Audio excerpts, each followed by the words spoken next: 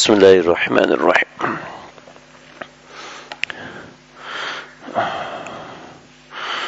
حدثنا سليمان بن حرب قال حدثنا وهيب بن خالد عن أبي شبرمة قال سمعت أبا زرعة عن أبي هريرة رضي الله تعالى عنه قال قيل يا رسول الله من أبر قال أمك قال ثم من قال أمك قال ثم من قال أمك قال ثم من قال أباك.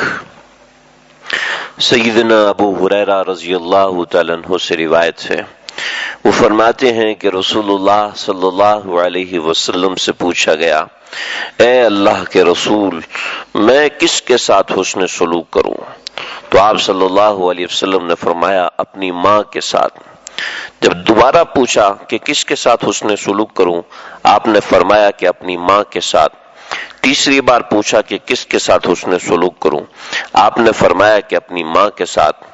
پھر چوتھی بار پوچھا کہ پھر کس کے ساتھ حسن سلوک کروں، تو آپ نے فرمایا کہ اپنے والد کے ساتھ۔ پھر اسی طرح ایک اور روایت میں آتا ہے، نبی کریم صلی اللہ علیہ وسلم کا یہ ارشاد فرمانا کہ 3 بار ماں کے ساتھ اور چوتھی بار اپنے والد کے ساتھ، 3 بار اپنی ماں کے ساتھ حسن سلوک کا حکم اور چوتھے بار اپنے والد کے ساتھ حسن سلوک کا حکم۔ اس کی وجہ یہ ہے کہ ماں 3 مرحلوں پہ بچے کو پالتی ہے، ایک 9 ماہ تک پیٹ میں رکھتی ہے، پھر 2 برس تک اس کو دودھ پلاتی ہے، اور پھر اس کے پیدا ہونے کی تکلیف سہتی ہے۔ اس وجہ سے 3 بار حکم فرمایا۔ پھر حضرت عطا ابن یسار رضی اللہ تعالیٰ عنہ سے روایت ہے کہ ایک آدمی حضرت ابن عباس رضی اللہ تعالیٰ عنہ کے پاس آیا اور اس نے کہا کہ میں نے ایک عورت کو نکاح کا پیغام دیا، اس عورت نے میرے ساتھ نکاح کرنے میں انکار کر دیا، اور پھر میرے علاوہ کسی اور نے اس عورت کو نکاح کا پیغام دیا تو اس نے اس سے نکاح کرنے کو پسند کیا، تو مجھے اس پر غیرت آئی اور میں نے جا کے اس کو قتل کر دیا، تو کیا اس گناہ پر میرے لیے توبہ کا کوئی راستہ ہے؟ یعنی میری توبہ قبول ہو سکتی ہے؟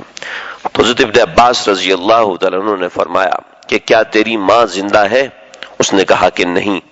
تو حضرت ابن عباس رضی اللہ تعالیٰ عنہ نے فرمایا کہ اللہ تعالیٰ سے توبہ کر اور نیک اعمال کی کثرت کر، جتنا ہو سکے اللہ کی طرف تقرب حاصل کر۔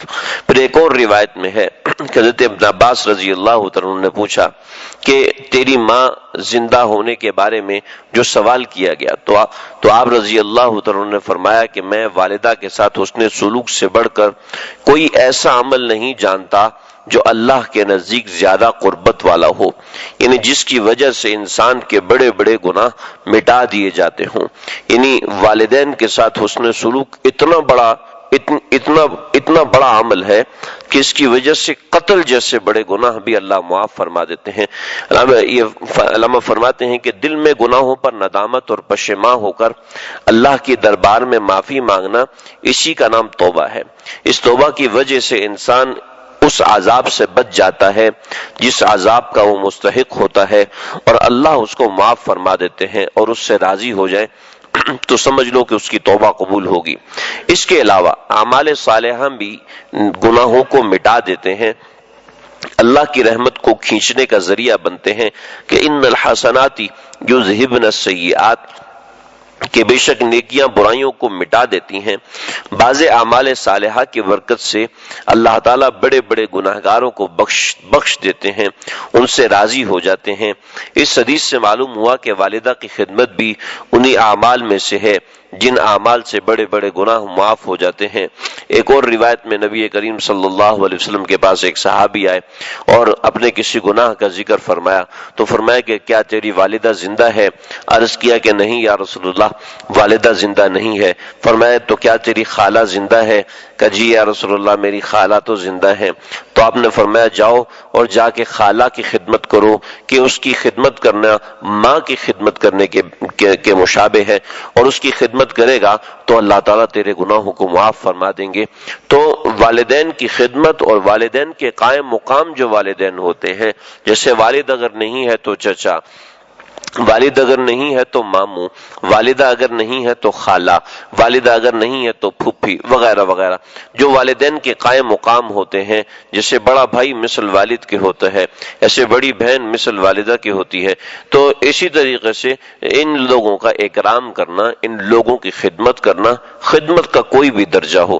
خدمت مطلب ہے راحت رسانی کا۔ اب راحت رسانی ان کو صرف پیسے کے ذریعے سے نہیں ہوتی، صرف پاؤں دبانے کے ذریعے سے نہیں ہوتی، راحت رسانی کے ہزاروں اسباب ہو سکتے ہیں۔ تو کسی بھی ذریعے سے ان کی خدمت کرے، کسی بھی ذریعے سے ان کو خوش کرے، تو یہ راحت رسانی، ان کی خدمت کرنا، ان سے حسن سلوک کرنا ہے، اور اس کی وجہ سے بڑے بڑے گناہ کبھی بغیر توبہ کے بھی معاف ہو جاتے ہیں۔ اسی طرف اس حدیث کے اندر اشارہ ہے۔ اللہ تعالیٰ سمجھنے کے اور عمل کرنے کی توفیق عطا فرمائے۔